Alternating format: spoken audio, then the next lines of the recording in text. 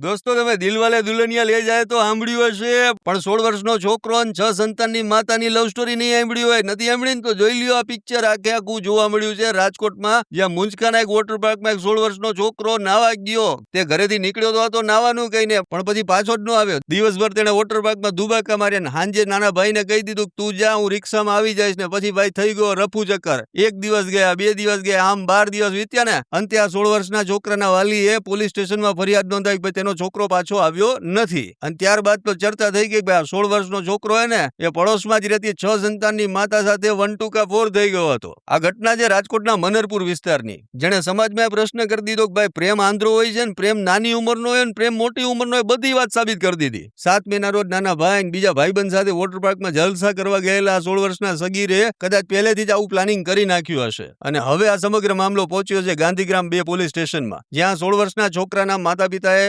અપહરણની ફરિયાદ નોંધાવી છે અને પોલીસે આ સમગ્ર મામલે વધુ તપાસ હાથ ધરી છે. પણ હા, મહત્વની વાત એ છે કે આ છોકરો પેલા પણ 2-3 વખત ગુલ્લી મારી ચૂક્યો છે. ત્યારે સમગ્ર પ્રકરણમાં આગળ શું થાય છે ને તે જોવાનું ખૂબ જ મહત્વનું બની રહેશે. હજુ સુધી તમે અમારી ચેનલને સબસ્ક્રાઇબ નથી કરી તો અત્યારે જ ન્યૂઝરૂમ ગુજરાતને સબસ્ક્રાઇબ કરો, ફેસબુક અને ઇન્સ્ટાગ્રામ પર ફોલો કરો.